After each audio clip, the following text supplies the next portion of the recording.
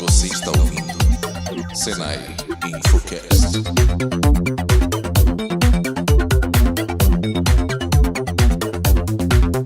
E aí, pessoal, tudo bem?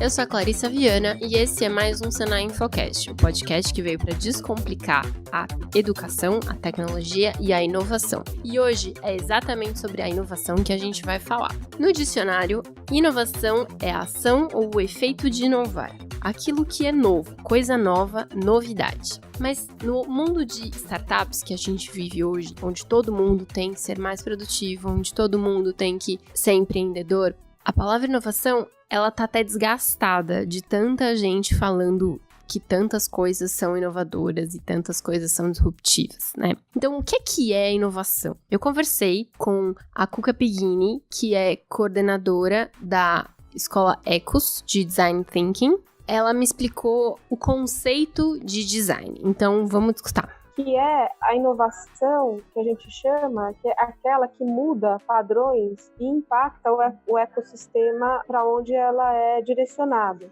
O que significa uma inovação pautada pelo design? É uma inovação que prioriza principalmente entregar valor para a vida humana, melhorar a vida humana de alguma forma e impactar o ecossistema a partir dessa melhora.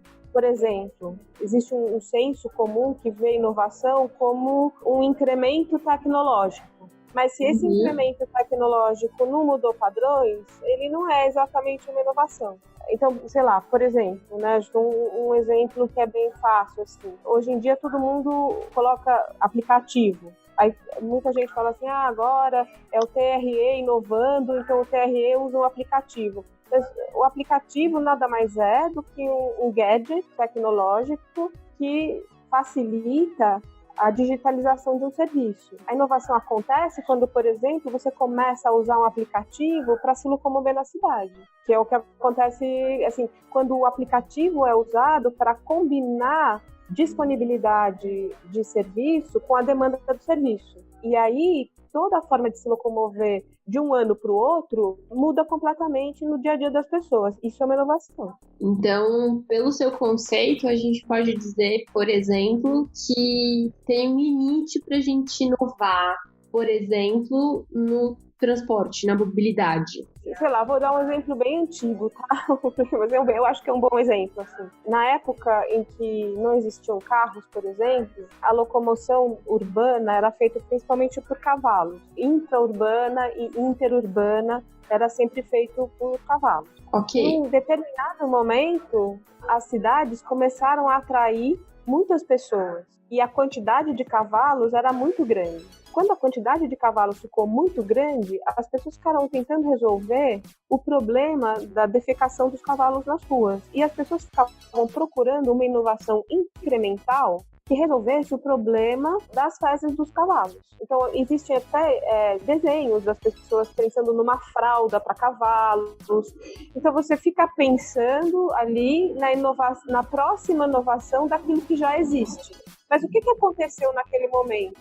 Paralelamente, o desenvolvimento tecnológico de máquinas estava ficando tão grande que um homem entendeu a possibilidade de criar e mercantilizar carros com uma energia autônoma, e isso mudou completamente do dia para a noite o cenário urbano. Nunca mais ninguém usou cavalo para andar na rua. Essa que é a diferença, né? Assim, existem melhorias de um serviço a partir da tecnologia, mas a inovação é o carro, não a fralda por cavalo. Durante o século XX, o design foi muito usado como uma ferramenta do marketing para vender produtos mais sexy. Então, para embelezar produtos, e isso faz com que o produto seja mais atrativo. Mas o design tem na sua natureza entregar valor para a vida humana, intencionalmente, que é levar de uma situação que não está legal para uma condição preferível.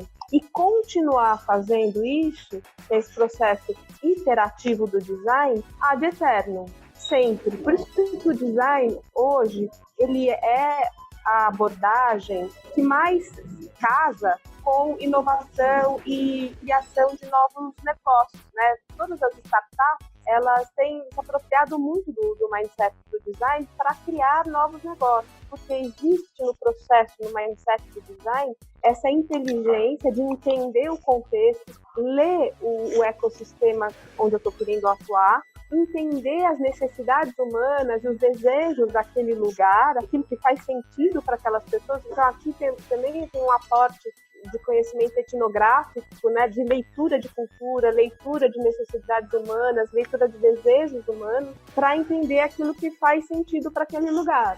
Uhum. E a partir daí, no momento, e aí tirar insights poderosos e começar prototipando algumas coisas para ir aprendendo cada vez mais com aquelas pessoas o que faz sentido para elas. Esse processo do design de alavancagem de inteligência coletiva, não só do time que está criando, mas também da inteligência coletiva do para quem eu estou criando, é que ajuda a eu chegar mais perto de uma inovação que seja de fato aderente e eu minimizo os riscos do design. Que é muito diferente de eu ficar pensando, por exemplo, qual é a tecnologia mais maravilhosa que eu posso usar, porque a pesquisa tecnológica ela tem um super valor, né? Mas às vezes aquele ecossistema não está preparado para aquela tecnologia. E a gente tem inúmeros exemplos de coisas que já aconteceram no passado que mostram isso. Eu posso falar por exemplo. Mais ou menos em 2008, o Banco Mundial investiu um dinheiro muito grande numa ideia que a princípio parecia super legal, que se chama Water Pumps na África. Então a ideia era bem interessante, porque a África tem uma questão, muitas regiões na África tem questões sérias de falta de água. A ideia era que fosse mecânico e não elétrico, porque justamente não tem água, não tem outras fontes de energia elétrica.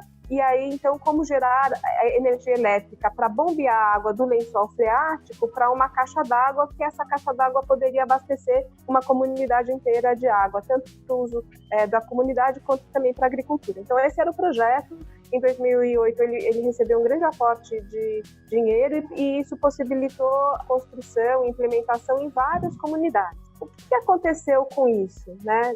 Tecnicamente, é uma ideia super bacana. Mas ninguém perguntou para as crianças se elas queriam ficar brincando tanto tempo para conseguir bombear a água. Então já é a primeira compreensão que se você vai forçar crianças para ficar bombeando, para ficar brincando no gira-gira, na verdade aquilo deixa de ser brincadeira e começa a ser trabalho forçado de criança. A outra coisa é que em muitas comunidades africanas, ir buscar água para as mulheres era um jeito de ficar afastada da casa, porque os maridos, muitas vezes, têm o hábito de bater nas mulheres. Então, as mulheres não queriam deixar a prática antiga de ir pegar água, porque existia uma questão cultural que ninguém olhou. Sim. Então, o designer tem um desafio, acho que o grande poder do design é que ele não começa pela solução do problema. Ele começa pelo entendimento do contexto. E isso implica no conhecimento profundo da cultura e das necessidades e dos desejos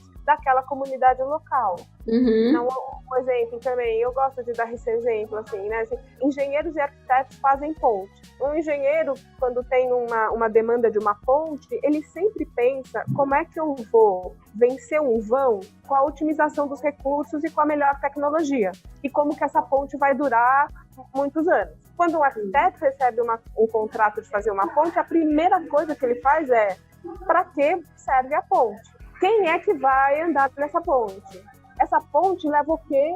Para onde? Para quem? Será que precisamos de uma ponte? Então, o design sempre começa com uma pergunta que leva a uma amplificação das possibilidades de resposta. E só isso já é uma possibilidade de gerar inovação, porque eu não tenho um caminho único, né, para encontrar resposta. Também eu só queria minimizar essa rixa entre arquitetos e engenheiros, né? Porque são maneiras de ver as coisas, eu entendo perfeitamente. Porque não tô querendo botar lenha nessa fogueira, não. Porque existem engenheiros que têm o mindset do design, aliás, grandes engenheiros que são excelentes designers, né? Mas assim, como formação técnica, né? Uma ponte tem um vão a ser vencido, qual a melhor tecnologia presente para fazer isso, com menor risco e com maior durabilidade. Esse é o mindset tecnológico, que tem um grande valor. Mas é por isso que o designer, ele entra antes, para entender melhor qual é o problema. Ele vai se servir da tecnologia e não usar a tecnologia como uma premissa. E você comentou, Cuca, que tem a inovação baseada no design. Existem outros tipos de inovação? É a inovação tecnológica. Um exemplo, né? Acho que é bem legal. Vamos pegar, por exemplo, o Spotify. O Spotify, vamos pensar como foi essa linha, como que a gente chegou no Spotify? Bom, antes de tudo a gente ouvia disco vinil, né? Depois a gente tem uma inovação tecnológica que traz o CD player. Ele melhora o jeito como a gente consome música, mas não muda o padrão e a relação da música com o usuário. É uma inovação tecnológica, ela é super importante, mas ela não muda a relação da compra, a minha relação com o músico e a minha relação de compra e venda com o músico não muda. Mas o que a gente começou a fazer com o CD que com o vinil a gente não conseguia fazer, né? Com o CD e com o computador. A gente pegava o CD, tirava as músicas do CD, rearranjava aquelas músicas e fazia a nossa playlist individual no outro CD e dava para o namorado, para o amigo, para a mãe, para o pai. Fazia a nossa própria playlist no CD. Então, aí, um cara criou o Napster e falou, gente, vamos colocar tudo fora do físico, né? Não preciso do CD. Eu coloco numa plataforma e aí as pessoas vão trocando as músicas e criando suas próprias playlists. Diretamente com o próprio músico, eu elimino o intermediário, que é a produtora. Pô, esse cara foi preso. Sim. Porque existia uma questão de copyright. Aí, o que aconteceu? A Apple Music usou aquela tecnologia que o cara do Napster criou, que era colocar aquilo num lugar de acesso digital. A Apple usou isso para criar o iPod e a Apple Music, e ela resolveu tão legal porque a pessoa então pagava para ter a música, então eu continuo com o intermediário, eu não mudo a minha relação de valor e a minha relação comercial com o consumo da música, mas aí veio o Spotify e fez o quê? Ele criou o streaming, agora eu mudo completamente o modelo do negócio, agora eu não me aproprio mais da música, eu pago um fee para ter o acesso à música, mas não a posse daquele track, ou daquela música, ou daquele álbum. A gente até comentou aqui num outro episódio do Infocast que o Spotify e o Netflix, eles tornaram o processo de piratear filmes e músicas mais difícil do que você consumi-las na plataforma deles. Agora, o que eu acho interessante é que o que essas pessoas que criaram, sei lá, o próprio cara do Napster, o cara do Spotify, o que eles sacaram? Eles tiveram uma sacada. E a sacada que eles tiveram foi a partir da observação daquilo que fazia sentido para as pessoas.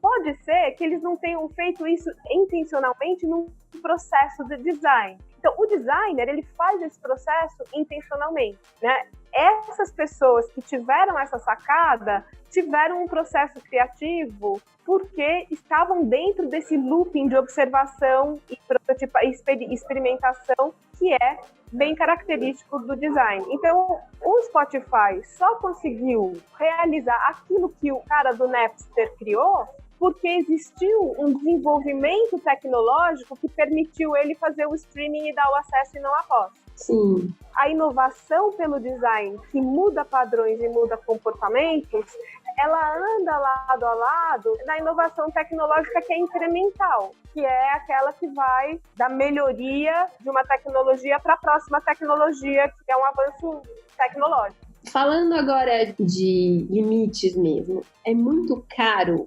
pensar nesse processo de inovar pelo design? Eu acho que é caro pensar num processo de inovar sem ser pelo design. Porque uma das coisas que a gente diz é que o design, ele diminui os riscos da inovação. Por quê? porque ele se preocupa a priori com aquilo que vai fazer sentido. O design coloca de volta o elemento humano que é normalmente tirado dos problemas. Então, normalmente, quando vem uma questão de inovação, ela sempre vem pautada por o que é tecnicamente possível e o que é financeiramente viável. Mas o design, ele parte sempre daquilo que faz sentido para as pessoas. Então, eu já tenho um escopo de trabalho que eu sei que está dentro do desejável e dentro daquilo que vai agregar valor.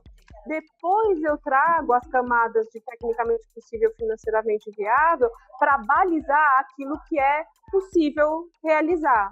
E aí eu vou entendendo o que faz sentido já com alguma coisa acontecendo. Então eu não demoro muito para colocar alguma coisa rodando, justamente por causa desse processo de prototipagem e iteração que é característico do design. E agora falando do incremento tecnológico, ele é mais caro do que a inovação para o design? Ou ele é mais arriscado porque ele sai dessa linha do design? Sim, tem grandes chances de estar ali sempre naquela linha do break-even.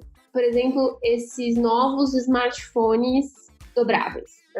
Isso, na minha leitura, é um incremento tecnológico. Eu acredito que, não sei se você vai concordar comigo, mas ele é um incremento porque hoje a gente foi desenvolvendo smartphones cada vez maiores, porque a tela e mensagem e foto, enfim, tudo. E aí a gente volta às casinhas para ele ser algo que, por exemplo, caiba no bolso da calça, porque os celulares aumentaram, mas os bolsos das calças continuam os mesmos. E essa minha leitura é completamente bem leiga mesmo. Esse incremento de um smartphone dobrável, ele tem muito mais apelo de marketing do que de inovação. Então, na minha interpretação, as chances dele ser um tiro que sai pela culatra são maiores. De fora do processo é um pouco difícil a gente dizer isso, porque pode ser que eles estejam testando alguma coisa no mercado. Eu acho que o processo intencional do design, ele minimiza os riscos da inovação de quem tem intenção de inovar. O que acontece? Se eu aposto numa inovação tecnológica simplesmente por intuição, sem estar em contato com essa leitura do campo e com a aprendizagem desse sistema de prototipagem e iteração, eu estou num risco muito grande, porque eu não estou em contato com as pessoas, eu não estou aprendendo com aquilo que eu estou fazendo. Agora, se eu lanço um produto para testar uma ideia e ver como o mercado reage, eu estou numa situação mais forte de poder, de estar fazendo um investimento calculado para ter um retorno de aprendizagem com relação àquilo que faz sentido ou não. Muda o meu posicionamento diante da complexidade do mercado de hoje. Olhando de fora, é difícil de entender se os caras só estão apostando num negócio mais sexy, simplesmente só sexy, só sendo uma coisa de mercado.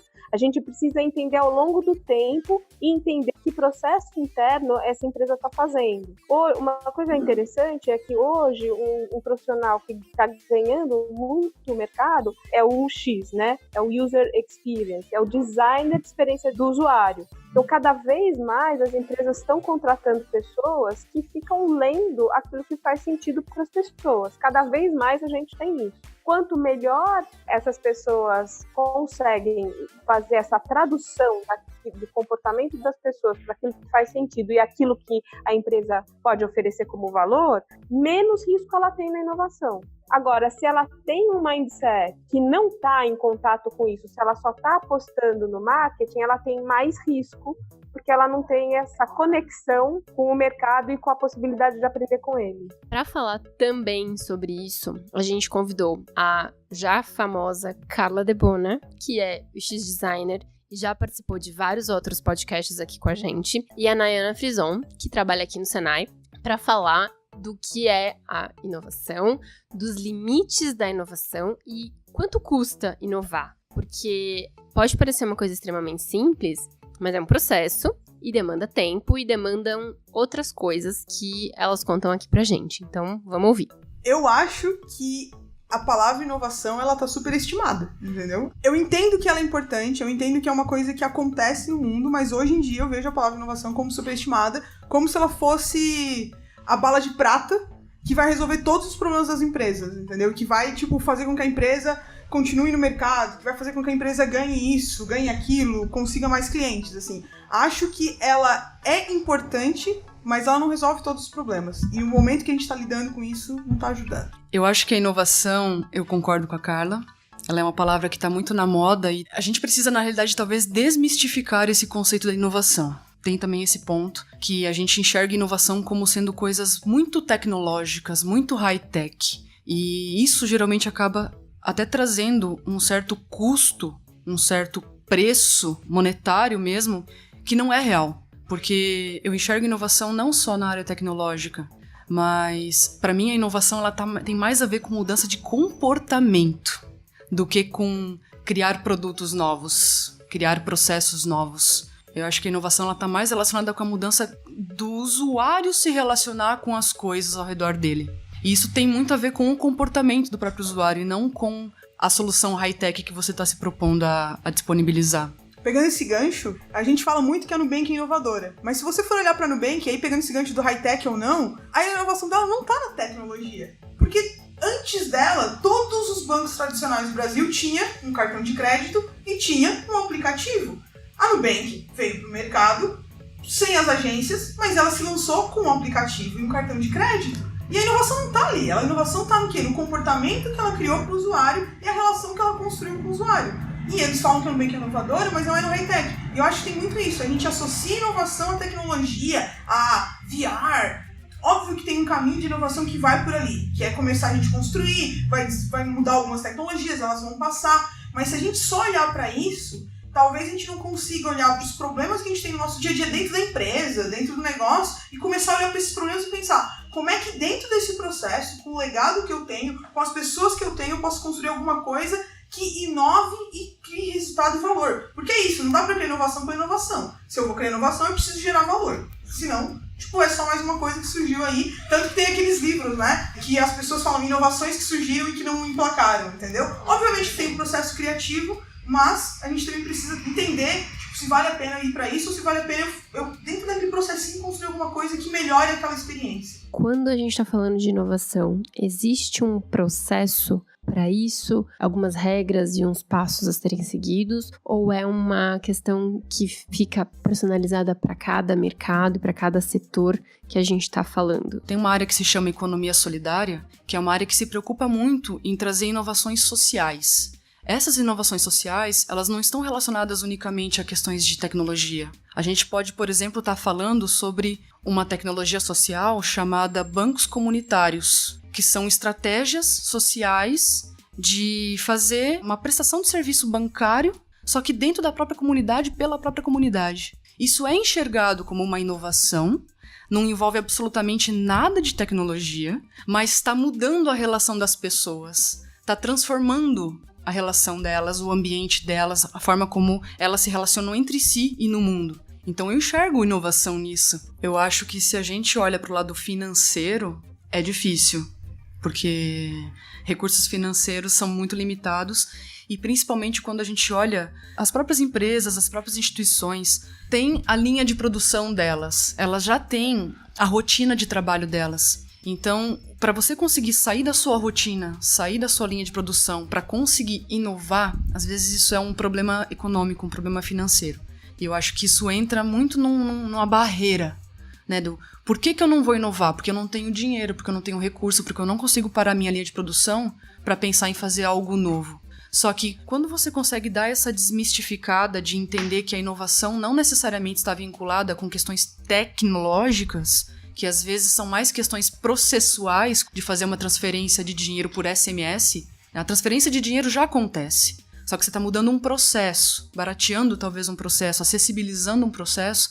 Eu acho que você já começa a abrir mais essas portas no sentido de não é tão difícil assim inovar, se a gente enxergar esse outro lado possível de fazer mudança. Para complementar, quando as pessoas falam que é difícil inovar, eu acho que dentro das empresas é difícil inovar porque as pessoas olham para a inovação querendo respostas certas logo de cara. Não tem como inovar, como gerar algo novo, se você não tiver um espaço de experimentação. um espaço para que você teste, que você veja se aquilo funciona, se não funciona, se faz sentido ou não. E aí o que acontece é que a gente tem pressa, a gente tem que economizar recursos, e aí a gente quer acertar logo de cara. Se a gente quer acertar logo de cara, o que vai acontecer é que a gente vai dar respostas óbvias, porque é aquilo que a gente já conhece. Então, inovar é difícil, porque para inovar eu tenho que permitir um espaço de erro, um espaço de experimentação. E se você falar isso para um gestor, para um chefe, para alguém, então a gente vai criar um espaço de erro aqui para experimentar, ele vai falar, você tá maluco, entendeu? Então é sempre um paradigma. Tá, todas as empresas querem inovar, ao mesmo tempo, não, mas peraí, tipo, vai custar dinheiro, calma, vai custar caro, a gente vai errar,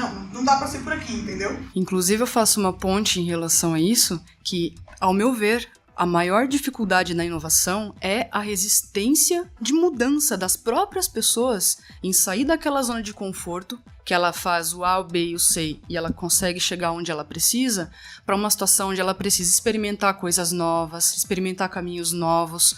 Talvez a maior dificuldade da inovação seja uma dificuldade comportamental do próprio ser humano em ter aquela resistência à mudança, que eu acho que todos nós carregamos dentro da gente. E uma outra coisa também, complementando isso, é que a gente aprendeu a acertar. A gente não gosta de dar respostas erradas ou coisas meio absurdas. Porque se a gente pensar na inovação, o cara inovador, ele sempre fala uma coisa que você pensa, não pode ser, não faz sentido. Então, eu sempre brinco quando as pessoas querem inovar, e elas me perguntam, porque eu dou muito curso de design thinking, etc. Eu brinco, o quanto você está disposto a ir próximo do absurdo. O quanto você está disposto às pessoas rirem de você. Porque é isso, se você olhar para a história da humanidade, os caras mais inovadores, eles sempre falavam alguma coisa que parecia um absurdo completo, aí as pessoas falavam, não, imagina, isso não vai funcionar, tá louco, entendeu? E aí falava, não, eu acho que isso faz sentido, eu acho que a gente tem que correr atrás, porque vai criar algum valor, enfim. E aí dependia do que ele quisesse, mas eu acho que tem um pouco isso, assim, sabe? A gente na escola foi treinada a dar respostas certas. Se eu levanto a mão e dou uma resposta errada, meus colegas riem de mim. Então eu não vou mais dar resposta errada, eu não vou mais me arriscar. E se você quer inovar, você precisa se arriscar necessariamente. Então é sempre um paradigma, principalmente no mundo empresarial, pra gente conseguir achar esses espaços pra gente inovar efetivamente. Vocês acham que tem um limite pra gente inovar num único campo, com um único problema, com uma única questão? Eu acho que a gente sempre vai ter problema pra resolver. Pra mim não tem limite, porque eu acho que a gente diariamente vai descobrir problemas novos pra poder pensar. A sociedade tá em mudança o tempo todo. Então a gente sempre tem problemas novos para resolver e para focar esforços para conseguir superar. Então eu não acredito que tenha limite não. Inclusive eu acho que talvez o papel do ser humano no mundo seja um pouco disso, né? Dessa capacidade de conseguir solucionar problemas. Então eu realmente acredito que não tem limite não. E eu acho que assim, vai ter as inovações essas gigantescas que a gente tem lembranças, que tá na história da humanidade, e vai ter aquelas inovações que a gente precisa fazer no nosso dia a dia para tornar as coisas mais legais, melhores, dar mais valor pro usuário, ser mais fácil de fazer. E eu acho que a gente tem que entender que a gente pode ter espaço na nossa vida que a gente consiga inovar e talvez não vai aparecer na história da humanidade, sabe? A gente não pode ficar pensando que inovação é sempre um negócio grande, disruptivo, que acabou tudo, sabe? Ela tá no dia a dia, às vezes, o jeito que você fazia uma coisa e você conseguiu olhar para aquele processo, entender de onde tinha os problemas e mudar aquilo, você tá inovando, sabe? E tem valor as duas coisas, acho que é isso, assim. Acho que a gente só tem que incentivar o nosso pensamento criativo para que a gente procure esses espaços na nossa vida para que a gente possa inovar e parar um pouco essa coisa de a inovação vai mudar tudo no mundo, sabe? Bom, pessoal, esse é mais um episódio do Senai Infocast. A gente falou sobre inovação, começou essa conversa, né? Se vocês não perceberam, esse episódio é feito por mulheres, então só temos mulheres participando. Nossa singela homenagem ao dia 8 de março, que na nossa leitura é para dar espaço para as mulheres. Então, parabéns para nós por todas as nossas conquistas. Até semana que vem. Não esqueçam de seguir a gente nos principais agregadores e compartilhar com os amigos mais esse episódio. Falou, tchau, tchau. Você ouviu o Senai Infocast. Acesse nosso site infocast.senai.io. Lá você encontra todos os nossos episódios. Baixe no seu celular e ouça quando e onde quiser. Aproveite para curtir nossas redes sociais e nos avaliar no iTunes. E não se esqueça de comentar o que achou do episódio. Se gostou, recomende para um amigo.